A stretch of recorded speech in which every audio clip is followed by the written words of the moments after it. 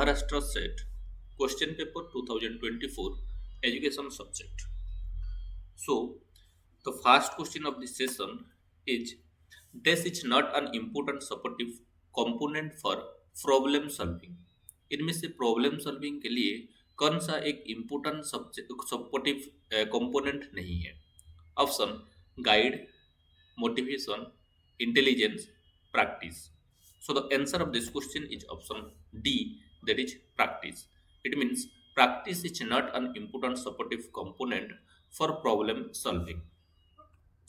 Next, Skinner gives more importance to dash learning. Option stimulus, response, process, behaviour. Skinner जो है वो किसके ऊपर ज़्यादातर इम्पोर्टेंस देते हैं लर्निंग के लिए? Stimulus, response, process, behaviour. So answer of this question is option B, that is response. अगर हम लोग स्किनर जो है इनका थ्योरी को देखें तो इसको ऑपरेंट कंडीशनिंग थ्योरी भी बोला जाता है, जो कि एक तरह का फाउंडेशनल कॉन्सेप्ट है बिहेवियरिज्म का. ओके, बिहेवियरिज्म का एक तरह का एक फाउंडेशनल कॉन्सेप्ट है और ये एम्फासाइज करता है the role of reinforcement and punishment in shaping behaviour. और ऑपरेंट कंडीशनिंग थ्योरी जो है ये कंप्लीटली बेस करके बना है कि रीइंफोर्समेंट और पनिशमेंट कैसे हमारा बिहेवियर को शेप कर रहा है, उसी के ऊपर ये इम्पोर्टेंस देता है. अगर हमारा एक इसका की कॉन्सेप्ट को देखिए तो पहले एक ऑपरेंट कंडीशनिंग आता है कि ये ऑपरेंट कंडीशनिंग जो है ये एक तरह का लर्निंग प्रोसेस है जहाँ की क्या होता है, in which the consequences of behaviour influence the likelihood of it reoccurrence. कि यहाँ हम लोग क्या करते हैं कि देखते हैं कि जो कॉन्सिक्वेंसेस है हमारा बिहेवियर का वो कितना दूर तक जो रीअकरेंस है, रिपीटेशन है, उसी को इम्पेक्ट डाल रहा है. हो गया. यहाँ जो पॉजिटिव आउटकम होता है वो हमारा बिहेवियर को स्ट्रेंदी बनाता है, लेकिन जो नेगेटिव आउटकम आता है ये हमको बहुत वीक कर देता है. अगर हम लोग स्टिमुलस रेस्पॉन्स रीइंफोर्समेंट मॉडल का बात करें तो ये एक तरह का लर्निंग प्रोसेस है जो कि इन्वॉल्व रहता है क्या, a sequence where a stimulus elicit a response, जहाँ की स्टिमुलस क्या करता है, रेस्पॉन्स को एलिसिएट करता है and the response followed by reinforcement and punishment. और वो जो उसका जो रेस्पॉन्स रहता है उसी के हिसाब से हम क्या प्रोवाइड करते हैं, रीइंफोर्समेंट या पनिशमेंट प्रोवाइड करते हैं. ओके, और ये जो मॉडल है इसी को हम लोग क्या बोलते हैं, स्टिमुलस रेस्पॉन्स रीइंफोर्समेंट और SSR. क्यों? क्योंकि यहाँ पहले स्टिमुलस आता है, उसके बाद उसी के हिसाब से रेस्पॉन्स देखने के लिए मिलता है और रेस्पॉन्स के हिसाब से हमको रीइंफोर्समेंट देना पड़ता है. हो गया. तो इसीलिए इसी को SRR भी बोला जाता है. अगर रीइंफोर्समेंट का बात करें तो तीन तरह का रीइंफोर्समेंट देखने के लिए मिलता है, एक पॉजिटिव रीइंफोर्समेंट, नेगेटिव रीइंफोर्समेंट और पनिशमेंट. पॉजिटिव रीइंफोर्समेंट का बात जब कर रहे हैं कि जब हम लोग प्लेजेंट स्टिमुलस को ऐड कर रहे हैं, कोई भी जो लाइक्लीहुड है बिहेवियर में उसी को इंक्रीज करने के लिए, तो इसी को हम लोग बोलते हैं पॉजिटिव रीइंफोर्समेंट. लेकिन जब हम लोग कोई भी अनप्लीजेंट जो स्टिमुलस है उसी को रिमूव कर रहे हैं, वो बिहेवियर को इंक्रीज करने के लिए, उसी को हम लोग नेगेटिव रीइंफोर्समेंट बोलते हैं. लेकिन जब हम लोग एक अनप्लीजेंट कॉन्सिक्वेंसेस को ऐड कर रहे हैं, हो गया, कोई भी बिहेवियर को डिक्रीज करने के लिए, तो उसी को हम लोग क्या बोलते हैं, पनिशमेंट बोलते हैं. हो गया. इस तरह से यहाँ से क्वेश्चन पूछा जाता है पॉजिटिव रीइंफोर्समेंट क्या है, नेगेटिव रीइंफोर्समेंट क्या है, पनिशमेंट क्या है. हो गया. तो इस तरह से क्वेश्चन पूछा जाता है. उसके बाद शेड्यूल ऑफ रीइंफोर्समेंट, यहाँ से बहुत बार क्वेश्चन पूछा गया है. ज़्यादातर चार तरह का जो शेड्यूल है वो देखने के लिए मिलता है, fixed ratio, fixed variable ratio, fixed interval, variable interval.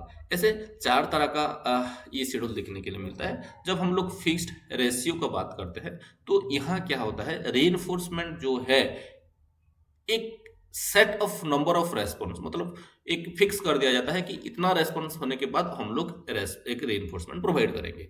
हो गया.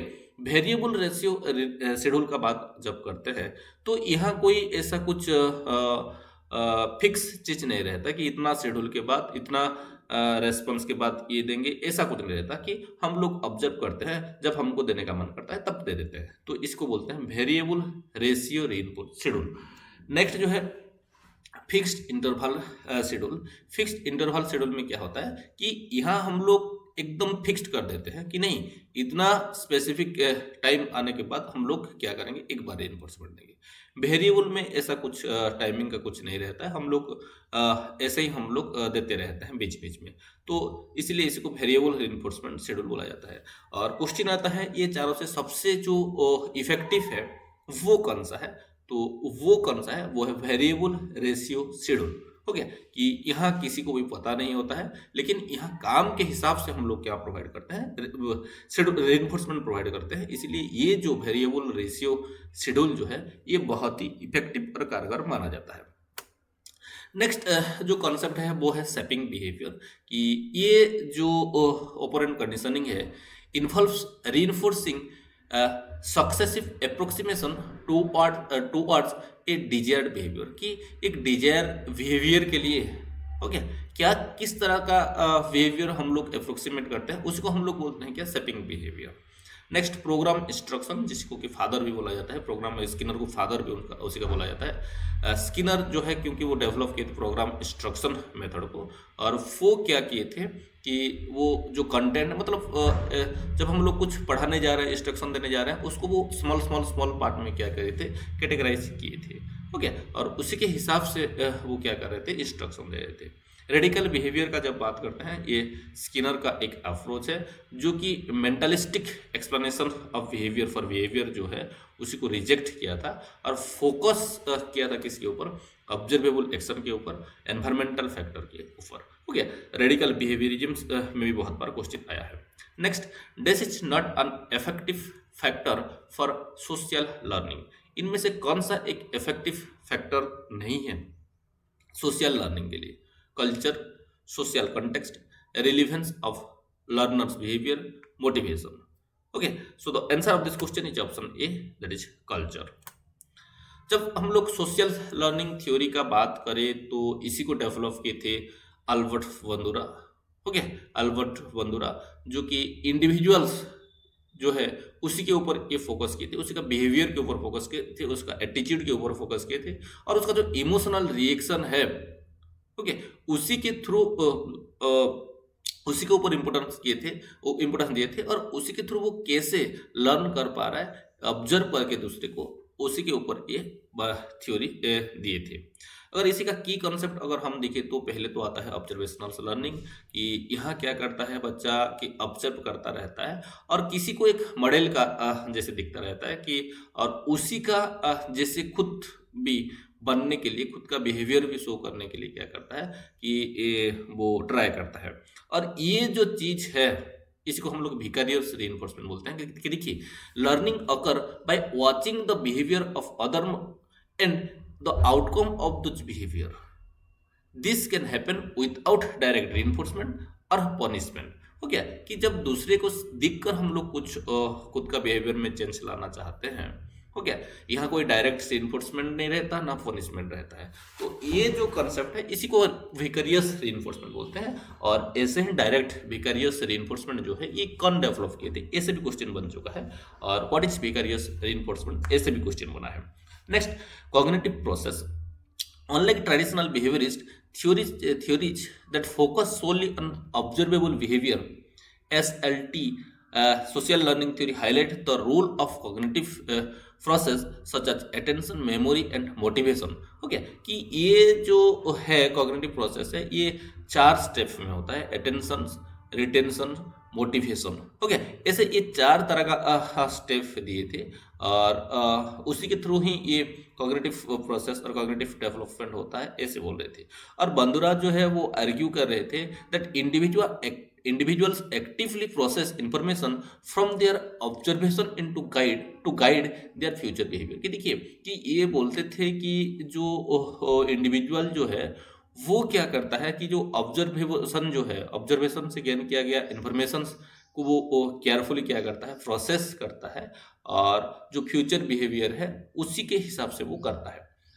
और एक रेसिप्रोकल डिटर्मिनिज्म का बात बोल रहे थे।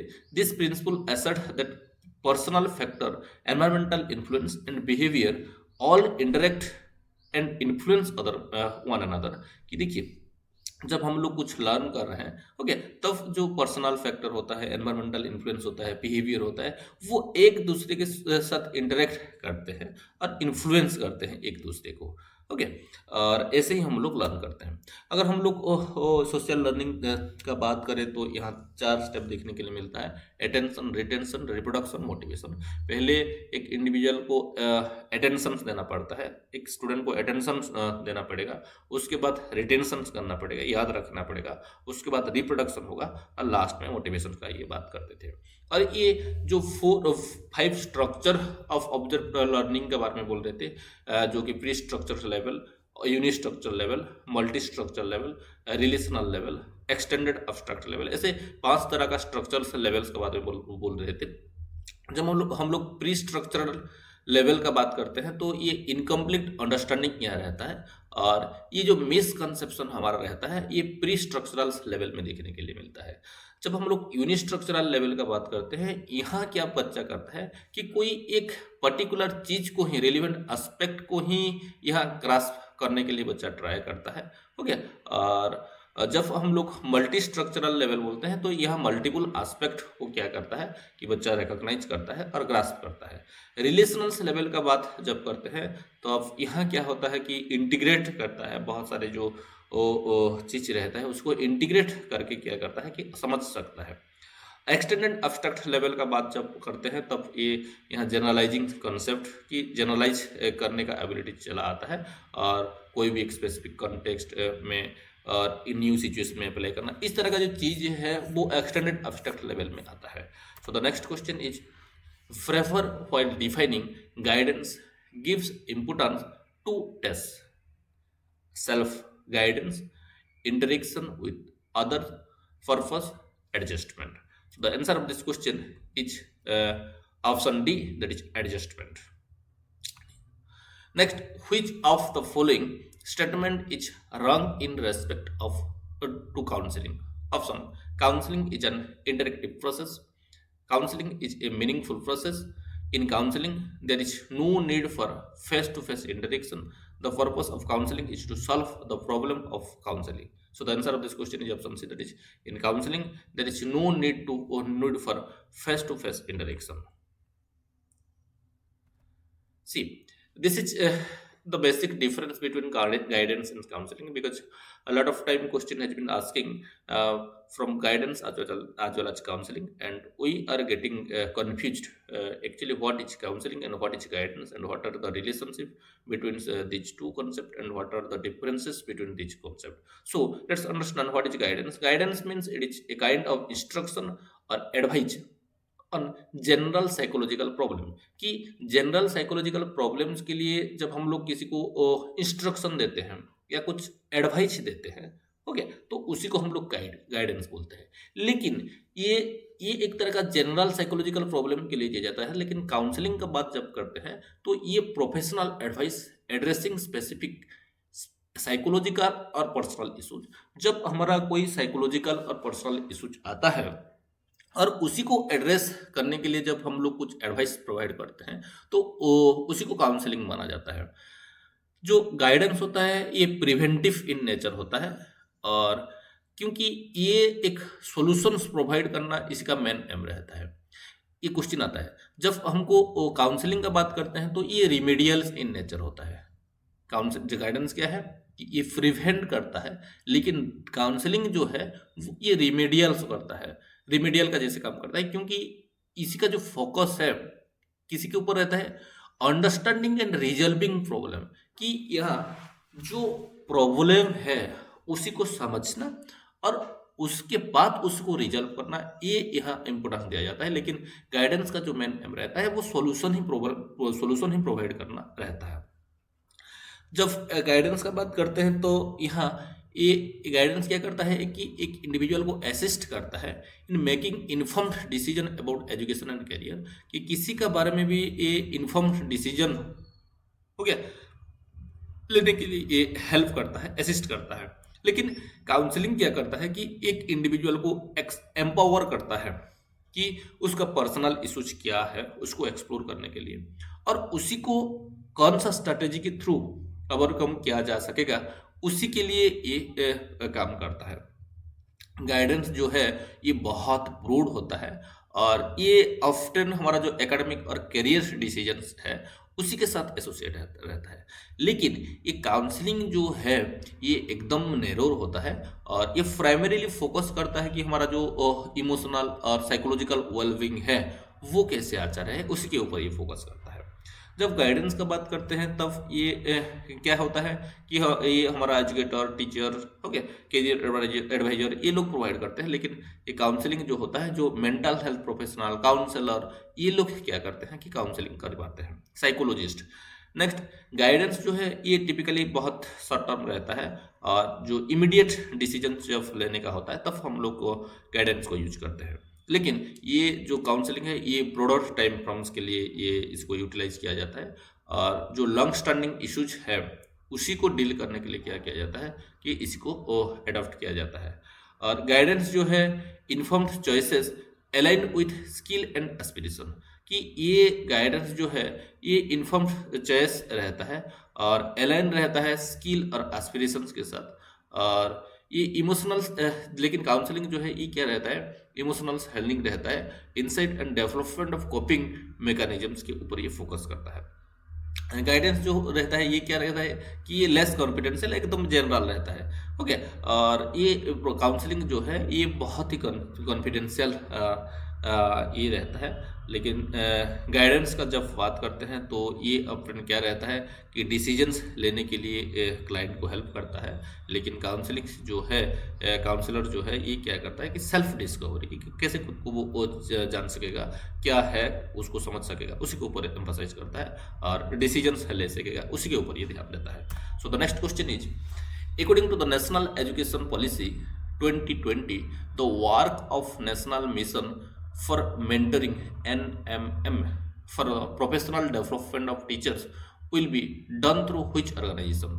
Option NCRT, IUCTE, UGC, NCTE. So the answer of this question is option D, that is NCTE. Next, which of the following is not an advantage of computer assisted instruction? Option: computers are absolutely imperial. Self-pacing is impossible if the tutorial mode is used. Higher cognitive abilities are achievable with the right mode. CAI is instructor independent. So the answer of this question is option B, that is self-pacing is impossible if the tutorial mode is used. Okay, ये कौन सा एक advantages है, तो ये self pacing जो है ये इम्पॉसिबल रहता है अगर ये जो ट्यूटोरियल्स मोड जो है अगर इसको यूज किया जा रहा है, तो ये एक डिसएडवांटेजेस है हमारा CAI का। लेकिन इसी को छोड़कर और जो तीनों हैं वो सारे के सारे एडवांटेजेस है। अगर हम लोग CAI का बात करें तो ये एक computer aided instruction assistant instruction इसी का फुल फॉर्म है, इसी को भी बहुत बार पूछा गया है, ओके। और ये एक तरह का प्रोग्राम इंस्ट्रक्शनल मटेरियल्स रहता है और यहाँ हम लोग कंप्यूटर के थ्रू क्या करते हैं कि कुछ लर्न करते हैं और लर्निंग एक्सपीरियंस जो है उसको गेन करते हैं, टेक्स्ट, ग्राफिक, साउंड, वीडियो, इसी के थ्रू। और यहाँ हमारा अंडरस्टैंडिंग होता है और हम लोग एंगेज रहते हैं। हाँ, यहाँ से बहुत बार क्वेश्चन पूछा जा रहा है कि इसका जो अलग नेम्स है, हो गया रीनेम है, उसी को लेकर CAI तो आपको पता है, computer assisted instruction, computer aided instruction, computer assisted learning, हो गया, ऐसे ही पूछा जा रहा है। Computer based education, computer based instruction, computer managed instruction, web based learning, ऐसे इसको अलग अलग नाम पर जाना जाता है। अगर इसी का की फीचर का बात करें तो ये फोकस करता है इंटरेक्टिव लर्निंग के ऊपर, कि क्योंकि CAI जो है ये स्टूडेंट को अलाउ करता है कि उसका जो इंस्ट्रक्शनल मटेरियल है कि उसी के साथ इंटरेक्ट कर पाए और उसको इमीडिएट फीडबैक और असेसमेंट मिल सके, तो उसी के ऊपर ही फोकस करता है। मल्टीमीडिया कंटेंट की जब हम लोग CAI का बात कर रहे हैं तो यहाँ टेक्स्ट, ऑडियो, वीडियो, ग्राफिक्स, इस तरह का जो मल्टीमीडिया कंटेंट है वो दिखने के लिए मिलता है और यहाँ हमको इमीडिएट फीडबैक मिलता है, ओके, जो कि एक स्टूडेंट के लिए बहुत ही हेल्पफुल रहता है। अगर हम लोग इसी का टाइप्स का बात करें तो ड्रिल एंड प्रैक्टिस, जहाँ की रिपीटेड अपॉर्चुनिटीज प्रोवाइड किया जाता है एक स्टूडेंट को कोई भी चीज़ में मास्टरी गेन करने के लिए और प्रैक्टिस करने के लिए कोई भी स्किल को। नेक्स्ट ट्यूटोरियल रहता है कि यहाँ जो रहता है, यहाँ प्रेजेंटेशन रहता है और उसके साथ साथ प्रैक्टिस एक्टिविटीज भी रहता है और उसको एसेस भी किया जाता है। गेम्स की यहाँ जो स्टूडेंट रहता है वो कॉम्पिटिटिव और इंटरेक्टिव गेम फॉर्मेट के थ्रू लर्न करता है। सिमुलेशंस, ये सिमुलेशंस जो है यहाँ एक तरह का जो सिनारियो बनाया जाता है, रियलिस्टिक सिनारियो, और वहाँ वो स्टूडेंट को लर्न करने का एक क्या मिलता है कि एक अपॉर्चुनिटी मिलता है। नेक्स्ट डिस्कवरी लर्निंग, जहाँ की एनकरेज किया जाता है कुछ नया चीज़ एक्सप्लोर करने के लिए कोई भी डाटाबेस से। So the next question is, which was the main reason that diploma in higher education course for teachers at the higher secondary level was discontinued in 1985 by the government of Maharashtra? Option: the aim of higher secondary level education is not achieved through his course. This is a postal course. No new teaching method are used in this course. The curriculum is not enough to improve the quality of teachers at the higher secondary level. So the answer of this question is option B, that is this is a postal course. Diploma in higher education was a postal course which was discontinued in 1985 by the government of Maharashtra. Next, in case of derecognition of a college of education in the state of Maharashtra, they should appeal to which of the following NCT office? Option: Eastern Regional Committee, Western Regional Committee, Northern Regional Committee, Southern Regional Committee. So the answer of this question is option B, that is Western Regional Committee. See, these are the four regional committees.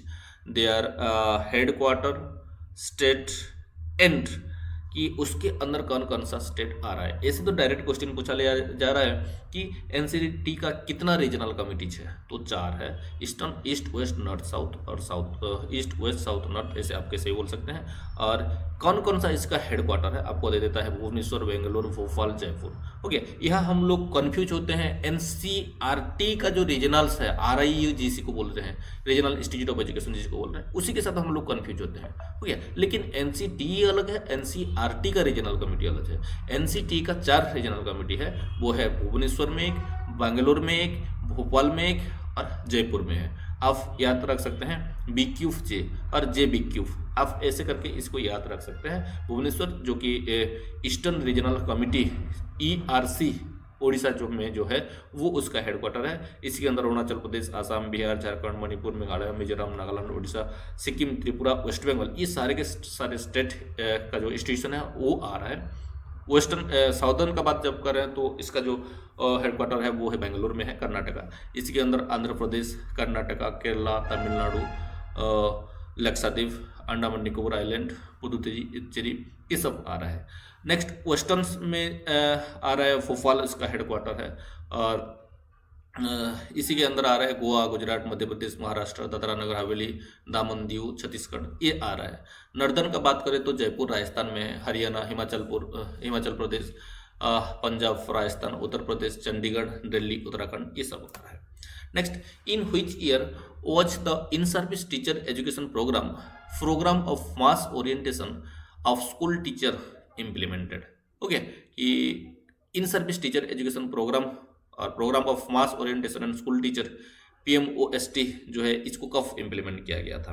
86-90, 87-90, 85-90, 84-90. So the answer of this question is option A, that is 86-90. Under which in-service teacher training operation blackboard materials provided to primary school teacher? Option: SOPT, MOST, DPEP, IIPCAT. So the answer of this question is SOPT. Which of the following components is related to respect for component of ethical standard in the teaching professional? Option: honesty, fair-mindedness, interest, moral action. So the answer of this question is option B, that is fair-mindedness. What are the key attributes of the professional code of ethics? Option: confidentiality, interest, loyalty, emotional wellness. So the answer of this question is option C, that is I and triple I, that is confidentiality and loyalty. Who recommended who recommended that only graduates with 3 years experience be admitted to the MEd course? Option: Yes, Committee, Education Commission Report 1964-66, University Grant Commission Report 1960s, Chattopadhyaya Committee 1983-85. So the answer of this question is option B, that is education commission report 1964-64. ये क्या recommend किया था कि ये जो MEd है, कि MEd आप जिसके पास 3 साल का एक्सपीरियंस है वो बच्चे सिर्फ क्या कर पाएंगे, एमएड कर पाएंगे. अंडर सर्व शिक्षा अभियान in service training for in service teachers was for dash stage, while induction training for newly recruited teacher was for dash stage. 10 and 20, 20 and 28, 14 and 28, 20 and 30. So the answer of this question is option D, that is 20 and 30. Okay, ये सर्व शिक्षा अभियान जो एक scheme है उसी के अंदर इन service teacher के लिए 20 डेज का ट्रेनिंग का प्रावधान रखा गया है, और जो न्यूली इंडक्टेड टीचर है उनके लिए 1 महीना 30 डेज का एक इंडक्शन प्रोग्राम का प्रावधान रखा गया है. Next, which of the following subject is mostly useful in selecting the objectives? Option: performing art, psychology, history, physical education. So the answer of this question is option B, that is psychology. Psychology जो है कि कोई भी ये एक subject है जिसी को कि जो बहुत यूजफुल माना जाता है जब हम लोग कोई ऑब्जेक्टिव को चूज कर रहे हैं उसके लिए. Next, according to Bradfield and Mordock, which of the following is the level 1 performance? Option: creating, imitating, explaining, comparing. So the answer of this question is option B, that is imitating. Competency based curriculum design especially emphasized on option: mastery knowledge, mastery of understanding, mastery of specific skill, mastery of craft. So the answer of this question is option C, that is mastery of specific skill. According to the Kilpatrick model of evaluation, on which level we can measure the institutional outcome? Option: level of reaction, level of learning, level of transfer, level of result. So the answer of this question is option D, that is level of result. Arrange the steps of thinking in their normal sequence. Option: collecting relevant fact, testing the hypothesis, drawing conclusions, sensing a difficulty, identifying the problem, formulating possible hypothesis. So the answer of this question is option C, that is it means sensing a difficulty. This is the first step. Second one is identifying the problem. Third one is collecting relevant fact, formulating possible hypothesis, testing the hypothesis, drawing conclusion. So this is the sequence of normal sequence of thinking. Next, arrange the factors of evaluation process in order to sequence. Option: evidence on teaching learning operation, evidence on factor affecting learning, evidence on pupil behavior pertaining to objective. So the answer of this question is first come objective, next evidence on teaching learning operation, next evidence on pupil behavior pertaining to objective, and last evidence on factor affecting learning. Arrange the effective categories in order of sequence. Organization of a value system, reflection of a phenomena, characterization by a value, receiving sensitivity to a phenomena, valuing belief in a phenomena. So the answer of this question is option C, that is receiving sensitivity to a phenomena, reflection to a phenomena, valuing belief in a phenomena, organization of a value system, or characterization by a value. Next, arrange the factor of the cone of curriculum in order sequence: focused, core curriculum, correlated, broad field, activity curriculum, disciplinary. Answer is option D, that is activity curriculum, next core curriculum, next fused curriculum, next correlated curriculum, next disciplinary curriculum. Which of the following are the general principle in selecting learning experiences? Opportunity to practice, student satisfaction, student involvement, teacher attitude, environmental demand. So the answer of this question is opportunity to practice, student satisfaction, student involvement. Which of the following are the stages of selecting content? Option: topic selection, basic idea selection, specific content selection, sampling of the content, processing content. So the answer of this question is option A, that is topic selection, basic idea selection, specific content selection.